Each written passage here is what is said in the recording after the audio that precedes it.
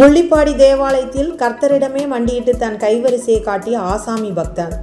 திண்டுக்கல் முள்ளிப்பாடி தேவாலயத்திற்குள் பயபக்தியோடு வரும் இரு பக்தர் மெழுகுவர்த்தி ஏற்றிவிட்டு கர்த்தரின் முன்பாக மண்டியிட்டு பிரார்த்தனை செய்கிறார். அதன் பிறகு அருகில் இருந்த உண்டியலில் யாருக்கும் தெரியாமல் கையை விட்டு காசை எடுத்து தன் பாக்கெட்டில் வைத்துக் கொள்கிறார். இந்த சிசிடிவி காட்சியை எதிர்ச்சையாக பார்த்த தேவாலய நிர்வாகிகள் அதிர்ச்சிக்கு உள்ளாகினர். இதேபோல் இதற்கு முன்பாக பலமுறை உண்டியலில் இருந்து காசு காணாமல் போனது தெரிய வந்துள்ளது.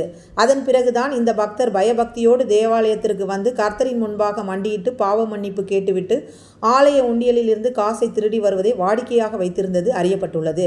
இது தொடர்பாக காவல் நிலையத்தில் தேவாலய நிர்வாகிகள் புகார் அளித்துள்ளனர். தற்போது இந்த வீடியோ சமூக வலைதளங்களில் வைரலாகி பரவி வருகிறது.